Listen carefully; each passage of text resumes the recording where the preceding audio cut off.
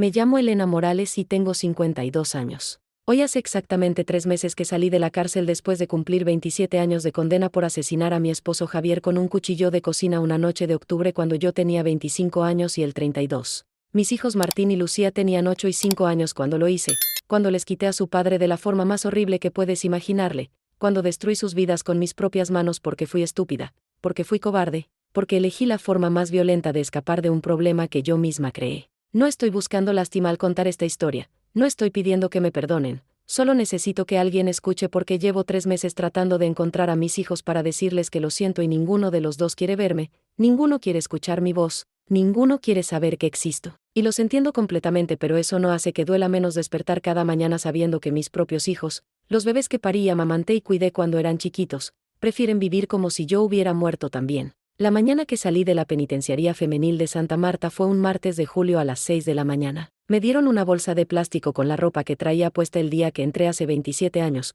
unos jeans que ya no me quedaban porque engordé 15 kilos adentro comiendo esa comida horrible durante casi 3 décadas, una blusa amarilla que se veía ridícula en una mujer de mi edad, y tenis blancos que literalmente se desmoronaron cuando intenté ponérmelos.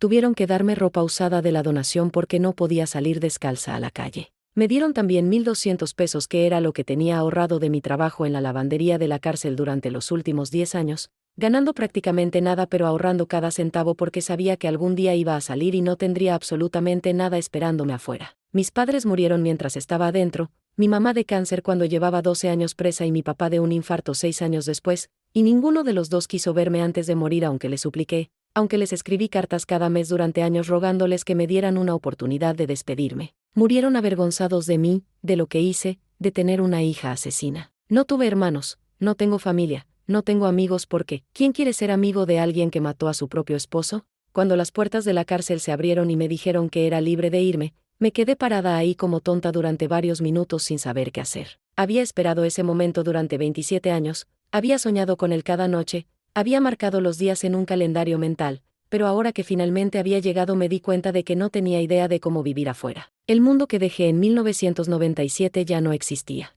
Entré a la cárcel cuando la gente todavía usaba teléfonos públicos y salí a un mundo donde todos caminan mirando pantallas brillantes en sus manos, donde los carros parecen naves espaciales, donde todo es más rápido y ruidoso y confuso. Me dieron un papel con la dirección de un albergue de reinserción social donde podía quedarme hasta 3 meses mientras buscaba trabajo y lugar para vivir. Tomé un autobús porque no sabía qué otra cosa hacer. Le pregunté al chofer cómo llegar y me miró con lástima cuando le dije que acababa de salir de la cárcel. Probablemente pensó que era drogadicta o ladrona, no que era asesina, porque todavía me veo como persona normal a pesar de lo que hice. El albergue era un edificio feo de 3 pisos en una zona peligrosa de la ciudad, con rejas en todas las ventanas y un patio pequeño donde fumaban las otras mujeres que estaban ahí, la mayoría mucho más jóvenes que yo, la mayoría con tatuajes y miradas duras. Compartí habitación con 2 mujeres, una que había estado presa por robo y otra por tráfico de drogas, y ninguna quiso hablar conmigo cuando les conté por qué había estado presa porque hay una jerarquía incluso entre criminales y los que matan a sus parejas están casi hasta abajo. Me dieron una cama individual con sábanas delgadas y una almohada plana,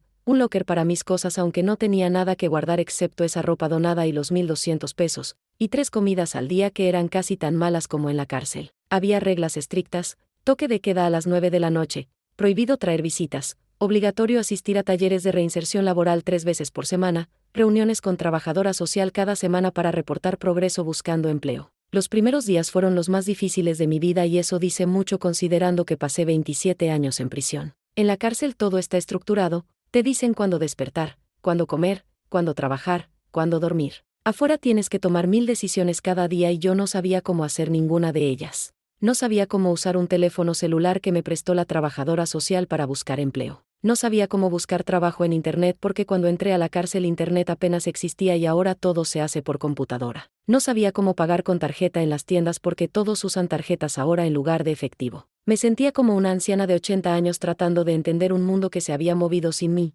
que me había dejado atrás hace casi 3 décadas y no tenía ningún interés en esperarme. Pero lo peor, lo que me hacía llorar cada noche en esa cama delgada del albergue, era que no sabía dónde estaban mis hijos. Antes de salir había pedido información a través de mi abogado de oficio sobre cómo contactarlos, pero me dijeron que ambos habían solicitado formalmente que no se me diera ninguna información de contacto cuando cumpliera mi sentencia. Era su derecho como víctimas, me explicaron, pedir que la persona que asesinó a su padre no pudiera encontrarlos fácilmente. Entendí que era por protección, que probablemente tenían miedo de que fuera a buscarlos para hacerles daño, aunque jamás en mi vida les haría daño a mis hijos, aunque lo único que quiero en este mundo es verlos una vez más antes de morirme, aunque daría cualquier cosa por poder abrazarlos y pedirles perdón de rodillas. Pero la ley los protege y a mí me castiga, como debe ser supongo, porque yo soy la que cometió el crimen. Lo único que sabía era que cuando fui sentenciada hace 27 años, mis hijos fueron a vivir con Teresa, la hermana de Javier, porque mis padres dijeron que no querían criarlos después de lo que hice. Teresa apareció en cada audiencia de mi juicio llorando y gritándome asesina, diciendo que había destruido a su familia, que iba a asegurarse de que mis hijos nunca me perdonaran, que les recordaría cada día lo que su madre horrible había hecho. Y cumplió su palabra porque durante todos estos años intenté escribirles cartas a mis hijos, cientos de cartas que enviaba a la dirección de Teresa rogándole que se las diera, y solo recibí respuesta una vez. Fue una carta escrita por Teresa cuando Martín tenía 14 años y Lucía 11, 6 años después de que los dejé. La carta decía en letra clara de Teresa: los niños me pidieron que te escribiera esto. No quieren leer tus cartas. No quieren saber de ti. Martín dice que su madre murió el mismo día que murió su padre porque la mujer que lo mató no puede ser su madre. Lucía llora cada vez que llega una carta tuya y tengo que llevarla a terapia después. Te lo suplico por el bien de ellos, deja de escribir. Déjalos sanar. Ya les hiciste suficiente daño. Esa carta llegó hace 21 años y la he leído probablemente 1000 veces. Las palabras están casi borradas de tanto tocarlas. Y cada vez que la leo me destroza de nuevo saber que mis propios hijos me odiaban tanto que ni siquiera querían leer lo que tenía que decirles. Dejé de escribir después de esa carta como Teresa pidió. Pasé los siguientes 21 años en silencio, cumpliendo mi condena, trabajando en la lavandería, asistiendo a terapia obligatoria donde una psicóloga me hacía hablar sobre lo que hice y por qué lo hice hasta que quería gritar. Participé en todos los programas de rehabilitación que ofrecían, grupos de manejo de ira aunque mi problema nunca fue la ira sino la estupidez y el pánico, talleres de responsabilidad donde teníamos que escribir cartas de disculpa a nuestras víctimas aunque las mías nunca fueron enviadas porque no tenía dirección donde mandarlas. Me volví una presa modelo porque, ¿qué más podía hacer? Ya había perdido todo, ya había destruido a mi familia, lo único que me quedaba era tratar de ser mejor persona aunque eso no traería de vuelta a Javier ni me devolvería a mis hijos. Necesito explicar cómo llegué a ese punto, cómo una madre de 2 niños pequeños terminó con un cuchillo en la mano y su esposo sangrando en el piso de la cocina. No lo digo para justificarme porque no hay justificación posible para lo que hice, pero si voy a contar esta historia tengo que contar toda la verdad incluyendo las partes que me hacen ver como lo que soy. Una mujer que tomó la peor decisión posible en el peor momento posible. Conocí a Javier cuando yo tenía 18 años y trabajaba como cajera en un supermercado. Él tenía 25 y era supervisor en una fábrica de muebles, ganaba buen dinero para su edad, era guapo de esa manera sencilla que me gustaba, con ojos cafés y sonrisa fácil. Me llevó flores al supermercado 3 veces antes de que aceptara salir con él porque mi mamá me había enseñado que las muchachas decentes no salen con el primer hombre que las invita. Nos casamos cuando yo tenía 20 años, embarazada de 4 meses de Martín porque Javier era católico y dijo que teníamos que casarnos antes de que se notara el embarazo. La boda fue pequeña en la iglesia de mi colonia con solo nuestras familias, yo con un vestido blanco que mi mamá hizo y que apenas me cerraba por la panza, Javier nervioso y feliz prometiendo amarme para siempre. Los primeros años fueron buenos, o al menos yo creía que eran buenos. Javier trabajaba muchas horas en la fábrica y yo me quedaba en casa con Martín y luego con Lucía cuando nació 3 años después. Vivíamos en un departamento pequeño de 2 recámaras que rentábamos, nunca teníamos mucho dinero pero tampoco nos faltaba nada importante. Javier era buen padre cuando estaba en casa, jugaba con los niños, ayudaba a bañarlos, pero estaba en casa cada vez menos. Trabajaba turnos dobles para ganar más dinero, salía con sus amigos de la fábrica los viernes después del trabajo y llegaba borracho a las 3 de la mañana,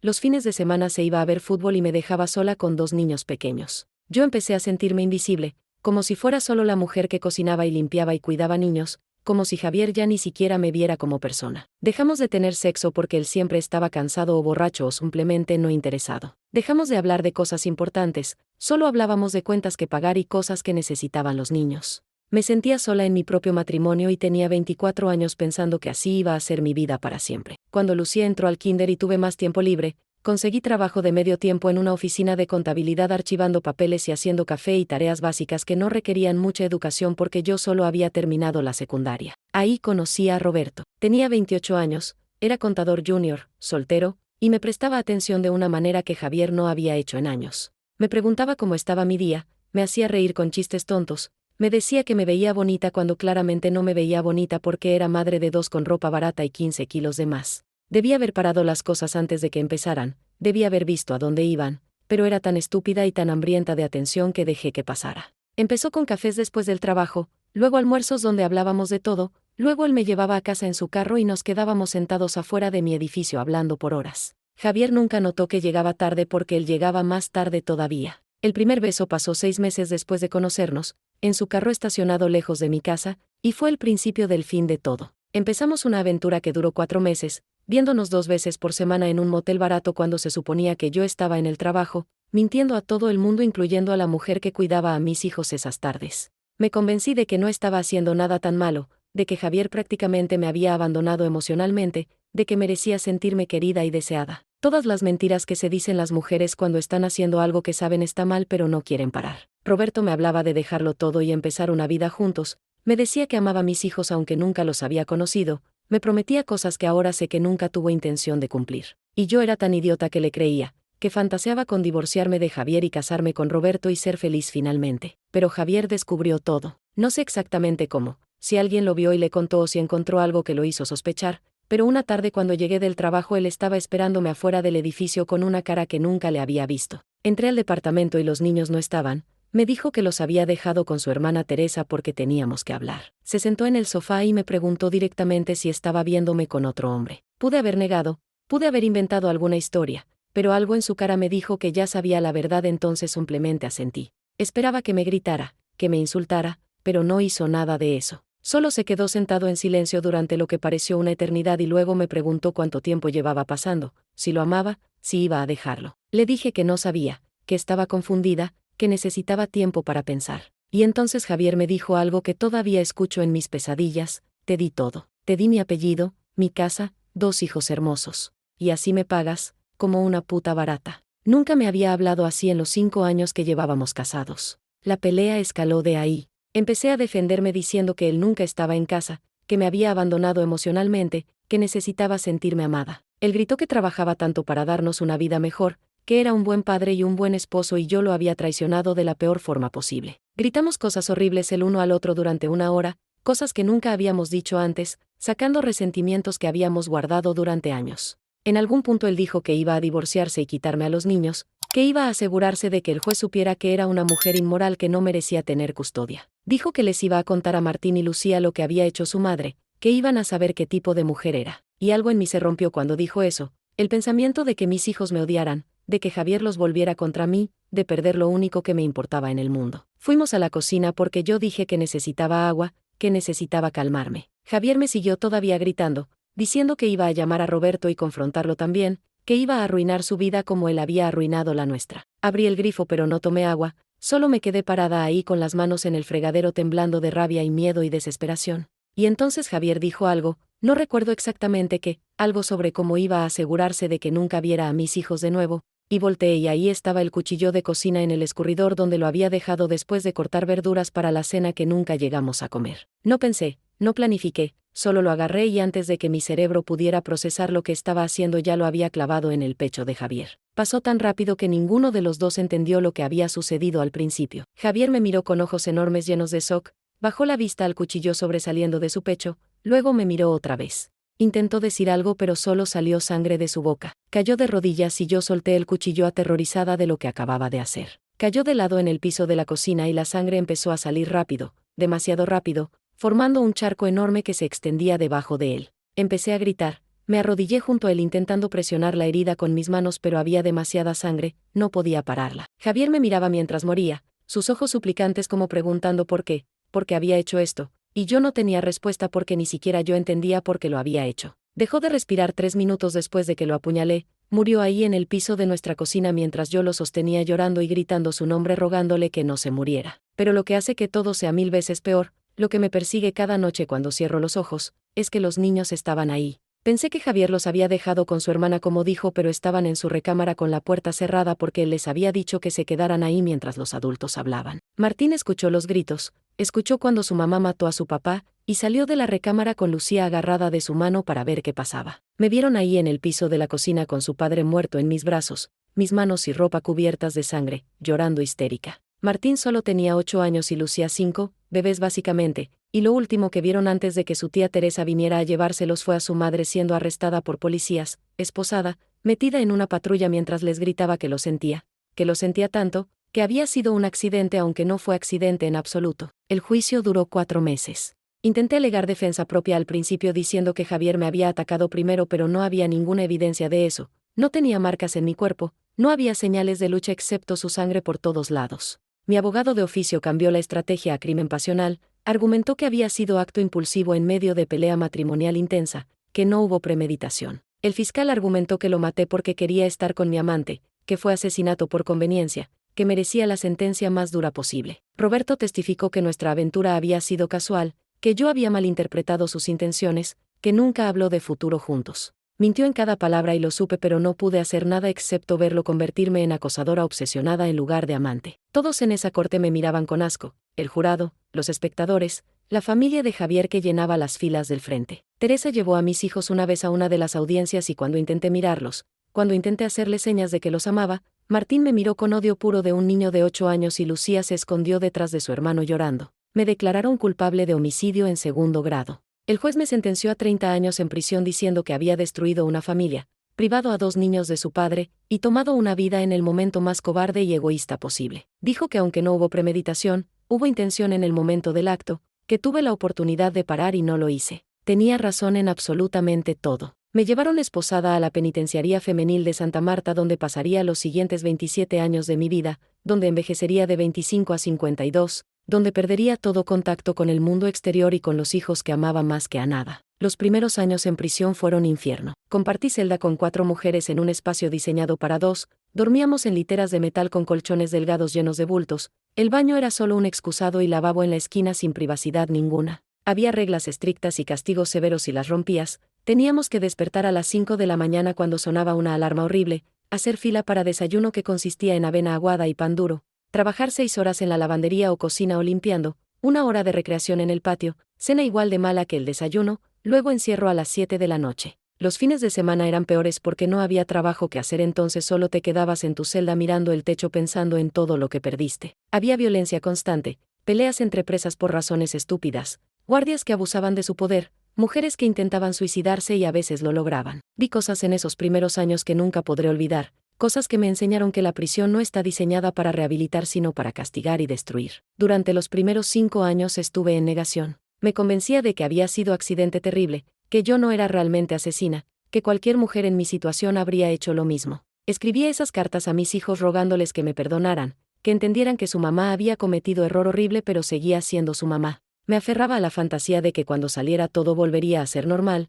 que mis hijos me perdonarían y podríamos ser familia otra vez. Fue solo después de que llegó esa carta de Teresa diciendo que dejara de escribir, que los niños no querían saber nada de mí, que finalmente empecé a aceptar la realidad de lo que había hecho y las consecuencias permanentes de mis acciones. Los siguientes 10 años caí en depresión profunda. Dejé de comer apropiadamente y bajé mucho de peso, dejé de hablar con otras presas, pasaba todo mi tiempo libre en mi litera mirando la pared. Intenté suicidarme 2 veces, una con sábanas atadas al barrote de la litera y otra guardando pastillas de la enfermería hasta tener suficientes, pero me salvaron ambas veces y me pusieron en vigilancia especial por 6 meses en cada ocasión. La psicóloga de la prisión me obligaba a asistir a terapia 2 veces por semana donde intentaba hacerme hablar, pero yo no quería hablar, no quería analizar por qué hice lo que hice porque la respuesta era simple: fui egoísta, fui cobarde, fui estúpida, y destruí a mi familia. No había nada más profundo que eso para analizar. Fue solo en el año 15 de mi condena que algo cambió. Conocí a Padre Miguel, un sacerdote que venía a la prisión 2 veces al mes para dar misa y ofrecer consejería espiritual. No soy muy religiosa, no fui a iglesia regularmente desde que me casé, pero algo en la manera en que hablaba me hacía sentir que tal vez había esperanza de algún tipo de paz incluso para alguien como yo. Empecé a asistir a sus misas y eventualmente pedí hablar con él en privado. Le conté toda mi historia sin esconder nada, sin intentar justificarme, solo la verdad horrible y completa. Esperaba que me juzgara, que me dijera que iba al infierno, pero en lugar de eso me dijo algo que nunca olvidaré: Dios puede perdonar cualquier pecado si el arrepentimiento es genuino. Pero el perdón de Dios no significa que no tengas que vivir con las consecuencias de tus acciones. Tendrás que cargar con esto el resto de tu vida, y esa es tu cruz. Me ayudó a entender que podía arrepentirme genuinamente y aún así aceptar que mis hijos tenían todo el derecho de odiarme, que una cosa no cancelaba la otra. Los últimos 12 años en prisión fueron diferentes. No más felices porque, ¿cómo puedes ser feliz en prisión?, pero más en paz de alguna manera. Trabajé duro en la lavandería, ahorré cada peso que pude, participé en todos los programas que ofrecían. Tomé clases de alfabetización para adultos y eventualmente conseguí mi certificado de secundaria a los 43 años.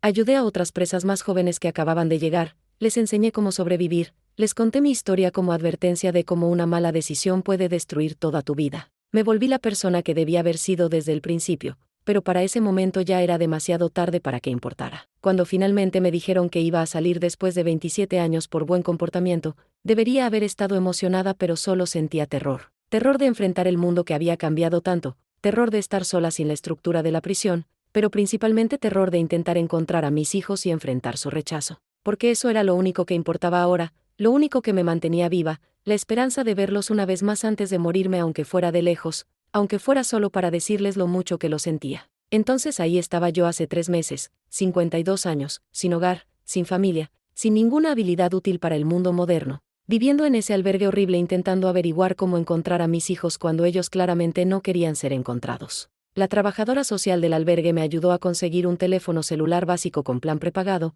me enseñó cómo usarlo aunque me tomó semanas entender todas las funciones. Me mostró cómo crear una cuenta de correo electrónico y cómo buscar cosas en Google. Y lo primero que busqué fue los nombres de mis hijos. Martín Hernández Morales. Lucía Hernández Morales. Puse sus nombres en el buscador con manos temblorosas esperando algo, cualquier cosa. Encontré algunos perfiles en redes sociales, pero no estaba segura si eran ellos porque las fotos de perfil eran pequeñas y borrosas. La trabajadora social me ayudó a crear cuenta de Facebook porque dijo que era la manera más fácil de encontrar gente. Puse foto de identificación que me tomaron en el albergue donde me veo exactamente como lo que soy, una mujer de 52 años que pasó casi 3 décadas en prisión, envejecida y cansada y derrotada. Busqué los nombres de mis hijos otra vez y esta vez encontré perfiles que tenían que ser ellos. Martín tenía perfil con foto donde se veía igual a su padre, los mismos ojos cafés, el mismo cabello oscuro aunque más largo. La foto mostraba a un hombre de 35 años serio, sin sonrisa, parado frente a un salón de clases. Su información de perfil decía que era maestro de secundaria en una escuela pública. Casi todo su perfil era privado,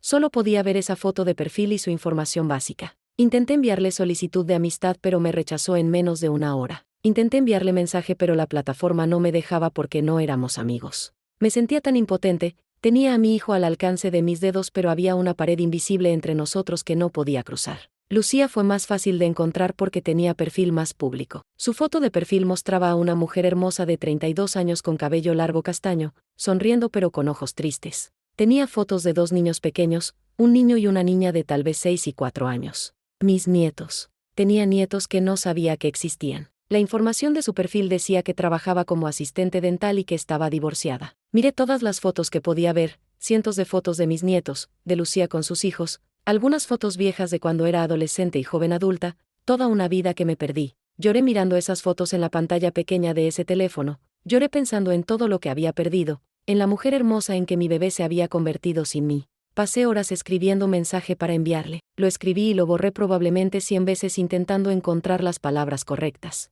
¿Qué le dices a la hija que no has visto en 27 años, que tenía 5 años la última vez que la abrazaste, cuyo padre mataste? Finalmente escribí algo simple: Lucía, soy tu mamá Elena. Salí de prisión hace un mes. Sé que probablemente no quieres saber nada de mí y lo entiendo completamente. Solo quiero que sepas que pienso en ti todos los días, que lo siento más de lo que las palabras pueden expresar, y que si alguna vez quisieras hablar, estaría aquí. No espero perdón, solo quería que supieras que existo y que te amo. Tu mamá. Lo envié antes de poder arrepentirme y luego me quedé mirando el teléfono durante horas esperando respuesta que nunca llegó. 2 días después revisé el perfil de Lucía otra vez y vi que me había bloqueado. Ni siquiera podía ver su foto de perfil ahora. Intenté buscarla de nuevo y su perfil no aparecía. Me había borrado de su vida virtual igual que yo había sido borrada de su vida real. El dolor fue físico, como si me hubieran golpeado en el estómago, pero al mismo tiempo lo entendí. ¿Por qué querría hablar conmigo? Maté a su padre, la dejé huérfana de padre a los 5 años, la traumaticé probablemente para toda su vida. No le debía nada excepto dejarla en paz. Pero yo soy egoísta, siempre lo he sido, porque no la dejé en paz. Empecé a obsesionarme con encontrar manera de contactarla. Encontré el consultorio dental donde trabajaba buscando en Google su nombre junto con su profesión y ciudad. Quedaba a 1 hora de distancia en autobús. Pensé en ir para verla aunque fuera de lejos, pero me detuve porque sabía que sería acoso, que estaría cruzando línea que no debía cruzar. En lugar de eso solo guardé la dirección en mi teléfono y la miraba cada noche como si guardar la información me acercara de alguna manera a ella. Con Martín fue diferente porque su perfil era completamente privado, no podía encontrar información sobre él excepto que era maestro. Busqué escuelas secundarias públicas en la ciudad y encontré 23. Llamé a cada una preguntando si tenían maestro llamado Martín Hernández y finalmente en la 17ª escuela me dijeron que sí, que enseñaba historia en turno matutino. Pregunté si podía dejarle mensaje, pero la secretaria dijo que no pasaba mensajes personales a los maestros. Le pregunté cuál era su horario de trabajo y me colgó diciendo que no podía dar esa información. Pero ya tenía lo que necesitaba. Sabía en qué escuela trabajaba. Tomé 3 autobuses para llegar ahí una mañana de miércoles a las 7 cuando sabía que los maestros estarían llegando para preparar sus clases. Me paré afuera de la escuela, escondida un poco detrás de un puesto de tacos en la esquina, y observé la entrada. Vi docenas de maestros entrar, algunos jóvenes, algunos mayores, pero ninguno que reconociera como mi hijo. Estaba a punto de rendirme cuando lo vi. Martín. Mi Martincito, que había sido niño pequeño de 8 años la última vez que lo vi, ahora hombre adulto de 35, alto como su padre, caminando con portafolio en una mano y café en la otra. Se veía serio, preocupado, como si cargara el peso del mundo en sus hombros. Quise correr hacia él, abrazarlo, decirle que era su mamá, pero mis piernas no se movían. Me quedé ahí paralizada viéndolo caminar hacia la entrada de la escuela y desaparecer adentro. Empecé a llorar ahí parada en la calle. La mujer del puesto de tacos me preguntó si estaba bien y solo pude negar con la cabeza. No estaba bien. Nada estaba bien. Acababa de ver a mi hijo por primera vez en 27 años y ni siquiera sabía que yo estaba ahí, ni siquiera sabía que su madre estaba parada a 30 metros de distancia queriendo desesperadamente hablar con él pero sin atreverse a acercarse porque sabía que probablemente llamaría a la policía o me gritaría que me fuera. Volví al albergue destrozada. Mi compañera de cuarto me preguntó qué me pasaba y le conté toda la historia. Esperaba que me juzgara, pero en lugar de eso me dijo: tienes que escribirles una carta de verdad. Mensaje de Facebook es muy fácil de ignorar. Carta física que llegue a su casa, eso es más difícil de ignorar. Ponte tu corazón en papel y mándasela. Tenía razón. Pasé los siguientes 3 días escribiendo carta de 10 páginas para mis hijos donde les contaba absolutamente todo, sin esconder nada, sin excusas, solo la verdad de lo que pasó esa noche y los 27 años que pagué por ello. Les escribí sobre cómo no pasaba un día sin pensar en ellos, sin preguntarme cómo estaban, qué estaban haciendo, si eran felices. Les escribí sobre cómo recordaba cada detalle de cuando eran pequeños, cómo Martín amaba los dinosaurios y coleccionaba juguetes de ellos, cómo Lucía se chupaba el pulgar hasta los 4 años y no quería dejar su cobija especial ni para lavarla. Les escribí sobre cómo me arrepentía cada segundo de cada día, como si pudiera cambiar lo que pasó daría mi vida sin dudarlo. Les escribí que no esperaba perdón porque lo que hice es imperdonable, pero que si alguna vez estaban dispuestos a darme 10 minutos de su tiempo para verlos una vez más y decirles en persona cuánto los amaba, moriría en paz. Les puse la dirección y número de teléfono del albergue donde estaba quedándome y les rogué que consideraran, aunque fuera responder para decirme que no querían verme, que cualquier respuesta era mejor que este silencio que me estaba matando. Conseguí sus direcciones de casa a través del investigador privado más barato que pude encontrar. Me costó 500 pesos que no tenía, entonces tuve que conseguir trabajo rápido. El albergue me consiguió posición en lavandería industrial donde trabajaba turnos de 8 horas doblando sábanas de hoteles por 120 pesos al día. Era trabajo brutal, de pie todo el día en calor insoportable doblando sábanas que salían de secadoras industriales tan calientes que me quemaban las manos. Pero necesitaba ese dinero no solo para pagar al investigador sino para tener algo ahorrado para cuando tuviera que salir del albergue en 2 meses más. Trabajé 2 semanas seguidas sin día libre hasta tener los 500 pesos. El investigador me dio direcciones de ambos hijos en 3 días. Martín vivía en departamento pequeño solo, Lucía vivía en casa modesta con sus 2 hijos. Envié las cartas certificadas para saber cuándo las recibían. La de Martín llegó un martes y la de Lucía un miércoles según el sistema de rastreo. Esperé respuesta durante 2 semanas. Nada. Ni llamada, ni mensaje, ni carta de vuelta, absolutamente nada. El silencio fue peor que rechazo directo porque al menos rechazo directo es respuesta. Esto era como gritar al vacío sin saber siquiera si alguien escuchaba. Llamé a Martín desde un teléfono público porque no quería que tuviera mi número de celular y pudiera bloquearlo, pero cuando contestó y dije: Martín, soy tu mamá, colgó inmediatamente. Llamé 5 veces más y nunca contestó de nuevo. Con Lucía intenté diferente estrategia. Busqué el consultorio dental donde trabajaba y fui una tarde fingiendo ser paciente nueva. La recepcionista me dio formulario para llenar y me senté en sala de espera con corazón latiendo tan fuerte que pensé que todos podían escucharlo. Esperé 45 minutos hasta que vi a Lucía salir de una de las salas con una paciente, hablando dulcemente con ella sobre cuidado dental. Se veía tan hermosa, tan profesional en su uniforme rosa, tan adulta y capaz. Era mi bebé que había sido niña pequeña de 5 años y ahora era mujer de 32 con hijos propios. La recepcionista llamó mi nombre para pasar, pero antes de que pudiera levantarme, Lucía me vio. Nuestras miradas se encontraron a través de la sala de espera. Vi el reconocimiento en sus ojos,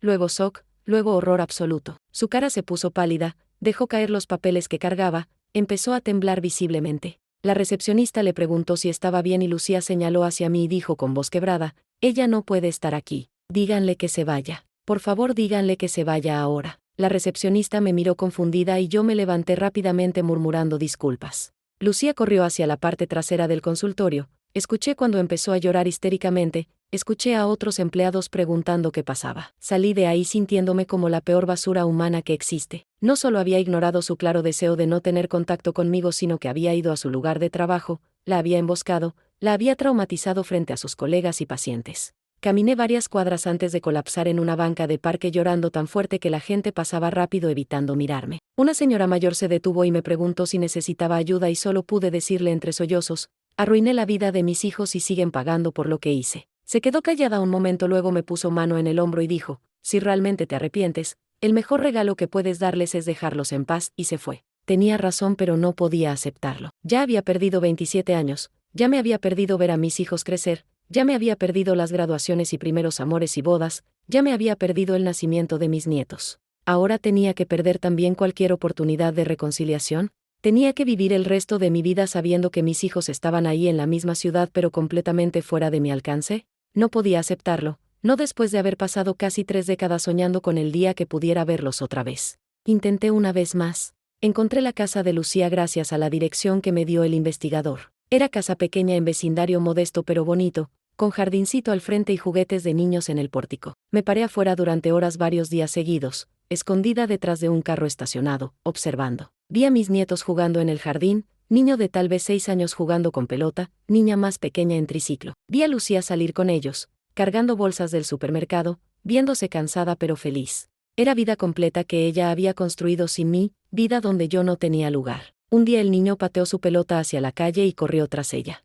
Lucía le gritó que se detuviera, pero él no escuchó. Salí de mi escondite por instinto y agarré al niño antes de que llegara a la calle donde venía un carro. Lo alcé en mis brazos por segundo antes de ponerlo seguro en la banqueta, la pelota rodando inocentemente hacia el tráfico. Lucía llegó corriendo, me arrancó a su hijo de los brazos, retrocedió varios pasos abrazándolo protectoramente. Me miró con ojos llenos de lágrimas y odio mezclados y dijo en voz baja pero firme: aléjate de mis hijos. Aléjate de mí. Si te vuelvo a ver cerca de mi casa, llamo a la policía y pido orden de restricción. ¿Entendiste? Déjanos en paz. Lucía, por favor, supliqué, solo quiero hablar contigo 5 minutos. Solo quiero decirte cuánto lo siento. Solo. No, me interrumpió, su voz subiendo de volumen. No quiero tus disculpas. No quiero tu arrepentimiento. No quiero nada de ti. Mataste a mi papá. Me quitaste la única persona que me amaba incondicionalmente. Me dejaste con tía Teresa que me recordaba cada día lo que hiciste. Pasé 20 años en terapia tratando de superar el trauma de ver a mi padre muerto en el piso. Y ahora vienes después de todo este tiempo esperando que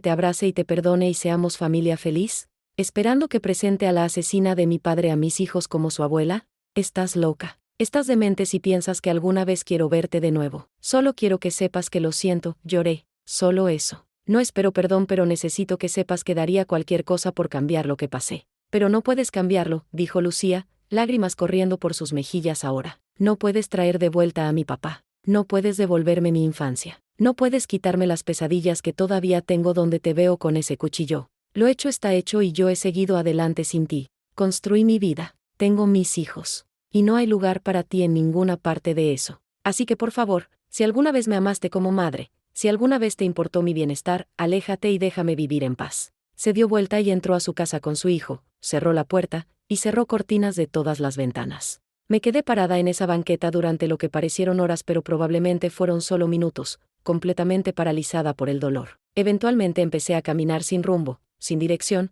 solo alejándome de esa casa donde mi hija había dejado perfectamente claro que no me quería en su vida. Regresé al albergue y les conté a las trabajadoras sociales lo que había pasado. Me dijeron que Lucía tenía razón, que lo que estaba haciendo se consideraba acoso legalmente, que si seguía intentando contactarla podría terminar de vuelta en prisión. Me hicieron prometer que dejaría de buscar a mis hijos, que les daría espacio. Prometí, pero fue promesa vacía porque no sabía cómo vivir sabiendo que mis hijos estaban ahí pero inalcanzables. Intenté contactar a Martín una vez más. Fui a la escuela donde trabajaba y esperé afuera hasta que terminara su turno. Cuando salió al final del día, caminé hacia él. Me vio venir y su cara se transformó en máscara de furia. No, dijo firmemente antes de que pudiera hablar. No hagas esto. No aquí, no ahora, no nunca. Martín, solo dame 5 minutos, supliqué. Solo 5 minutos y nunca te molestaré de nuevo. Lo prometo. Miró alrededor, vio que algunos de sus colegas estaban cerca, Parecía mortificado de que pudieran presenciar esta escena. Camina, ordenó,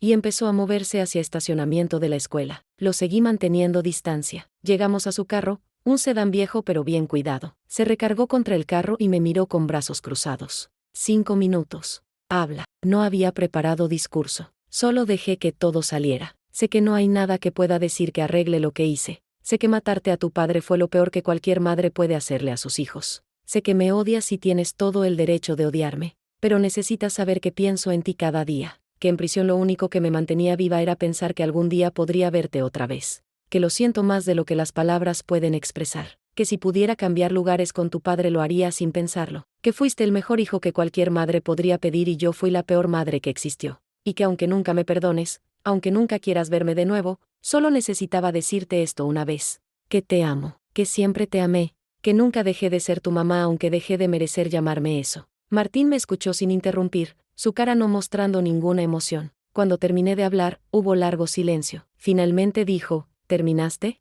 Asentí. Bien. Ahora escúchame a mí, dijo Martín, su voz fría pero temblorosa. Tenía 8 años. 8. Era niño que creía que sus padres eran héroes, que el mundo era lugar seguro, que las mamás no lastimaban a los papás. Y en una noche todo eso se destruyó. Estaba en mi cuarto con Lucía tratando de que ella no escuchara los gritos, y entonces escuché algo diferente. Silencio. Y luego tu grito. Salí y los vi ahí. A mi padre en el piso. A ti con sangre por todos lados. A mi hermana de 5 años entrando en shock. La policía vino y nos separaron. Tía Teresa nos llevó. Y durante años, durante toda mi infancia, tuve pesadillas donde revivía esa noche una y otra vez. Martín, empecé pero él levantó la mano. No, dijiste que 5 minutos. Ahora es mi turno. Pasé mi adolescencia enojado. Enojado con papá por pelearse contigo. Enojado contigo por matarlo. Enojado con tía Teresa por recordarnos constantemente lo que hiciste. Enojado con el mundo por quitarme mi familia. Tomé malas decisiones.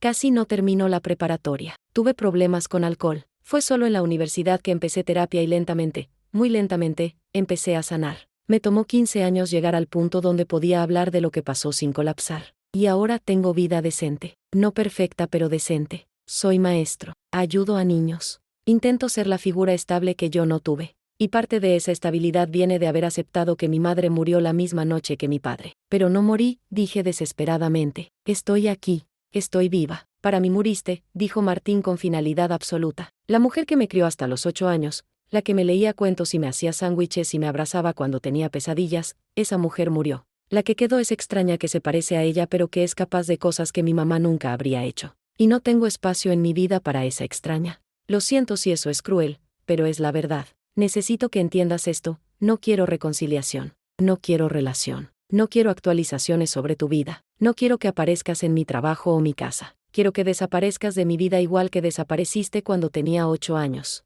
¿Puedes hacer eso? ¿Puedes finalmente, después de todo este tiempo, poner mis necesidades antes que las tuyas? Sus palabras me destrozaron pero también me abrieron los ojos. Había estado tan enfocada en mi necesidad de reconciliación, en mi necesidad de perdón, en mi necesidad de decirles cuánto los amaba, que no había considerado lo que ellos necesitaban. Y lo que necesitaban era que los dejara en paz, que dejara de abrir heridas que habían pasado décadas tratando de sanar. Sí, susurré, puedo hacer eso. Martina asintió, abrió la puerta de su carro. Antes de subirse se detuvo y dijo sin mirarme, no te odio. Eso es lo que pasé años en terapia aprendiendo. El odio solo me lastima a mí, pero no te perdonaré tampoco. Simplemente, ya no siento nada. Y eso es lo mejor que puedo ofrecer. Se subió a su carro y se fue, y yo me quedé parada en ese estacionamiento viendo las luces traseras desaparecer sabiendo que acababa de ver a mi hijo por última vez.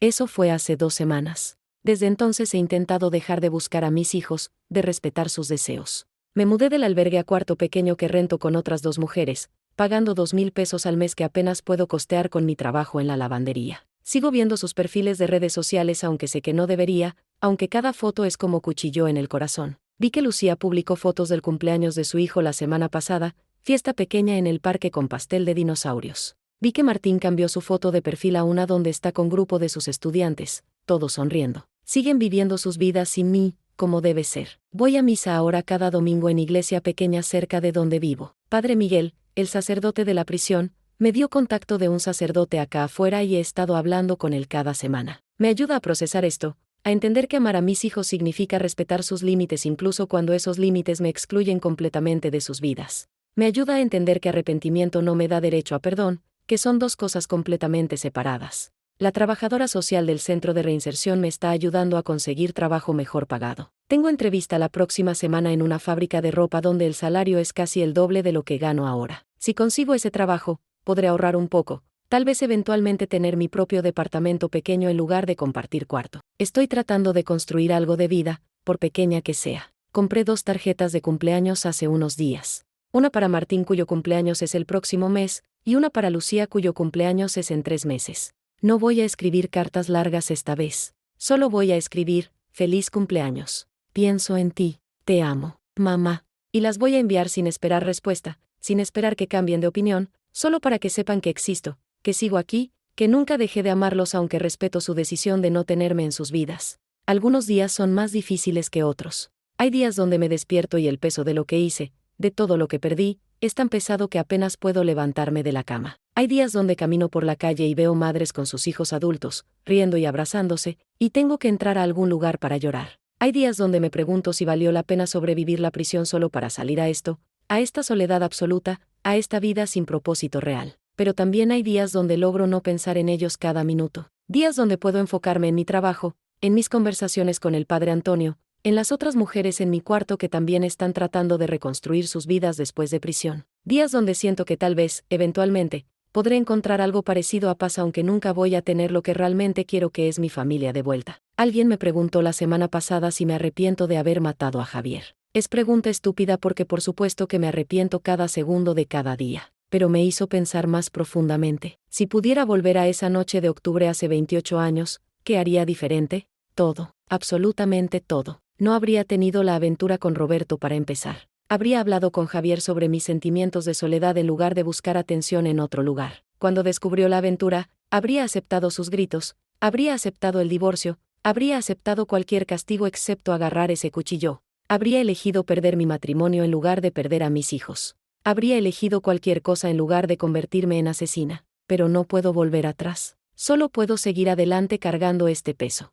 Pasé 27 años pagando deuda legal, cumpliendo sentencia que la sociedad decidió que merecía. Pero la sentencia real, la que nunca termina, es vivir sabiendo que mis hijos están ahí pero no me quieren. Es saber que tengo 2 nietos hermosos que nunca conoceré. Es saber que cuando muera, probablemente Martín y Lucía ni siquiera asistirán a mi funeral. Esa es la condena real, y esa nunca termina sin importar cuántos años pase en prisión. A veces me pregunto si debía haberme quedado en prisión. Si debía haber rechazado la libertad condicional y cumplido los 30 años completos. Porque en prisión al menos tenía rutina, estructura, propósito aunque fuera pequeño. Aquí afuera solo tengo libertad vacía, libertad de caminar por calles que no reconozco, de vivir en cuarto que no se siente como hogar, de existir sin realmente vivir. ¿Qué es libertad cuando no tienes a nadie con quien compartirla? ¿Qué es libertad cuando las únicas personas que te importan prefieren que no existas? Pero sigo adelante porque, ¿qué otra opción tengo? Sigo trabajando en esa lavandería horrible doblando sábanas hasta que me duelen las manos. Sigo yendo a misa cada domingo y confesando los mismos pecados una y otra vez. Sigo mirando las fotos de mis hijos en redes sociales aunque sé que no debería. Sigo viviendo aunque hay días donde no sé para qué. Sigo respirando, comiendo, durmiendo, despertando, repitiendo el ciclo. Y sigo amando a mis hijos aunque ellos no me aman de vuelta. Sigo siendo madre aunque ellos no me quieren como madre. Sigo cargando la culpa y el arrepentimiento y el dolor porque esa es mi cruz, como dijo Padre Miguel hace años. No puedo bajarla, no puedo deshacerme de ella, solo puedo cargarla hasta el día que muera. Y cuando ese día llegue, espero que finalmente encuentre algo parecido a paz. Espero que cuando cierre mis ojos por última vez, pueda ver las caras de Martín y Lucía como eran cuando eran pequeños, antes de que lo destruyera todo, cuando todavía me amaban y yo todavía merecía ese amor. Eso es todo lo que tengo ahora. Memorias de lo que fui, arrepentimiento por lo que hice, y esperanza vacía de que tal vez algún día antes de morir mis hijos cambien de opinión y me den oportunidad de decirles en persona cuánto lo siento. Pero incluso mientras escribo esto, sé que probablemente nunca va a pasar. Y tengo que aprender a vivir con eso. Tengo que aprender a vivir sabiendo que maté no solo a mi esposo esa noche, sino también cualquier futuro con mis hijos. Maté la familia que podríamos haber sido. Y ese es crimen por el que nunca terminaré de pagar sin importar cuántos años viva. Si alguien está leyendo esto, si alguien está escuchando mi historia, lo único que puedo decir es esto: tus decisiones tienen consecuencias que van más allá de lo que puedes imaginar. Un momento de estupidez, un momento de pánico, Un momento donde agarras algo que nunca debiste agarrar, puede destruir no solo tu vida sino las vidas de todas las personas que amas. No puedes volver atrás. No puedes deshacer. Solo puedes vivir con lo que hiciste por el resto de tus días. Y si tienes la suerte de tener familia que te ama, de tener hijos que te necesitan, de tener vida que vale la pena vivir, cuídala, protégela. Nunca hagas lo que yo hice, porque el precio es más alto de lo que cualquier persona debería pagar. Me llamo Elena Morales. Tengo 52 años. Maté a mi esposo hace 28 años. Pagué 27 años en prisión. Y ahora estoy pagando el resto de mi vida sin mis hijos. No busco lástima. No busco perdón. Solo necesitaba contar mi historia para que alguien supiera que existo,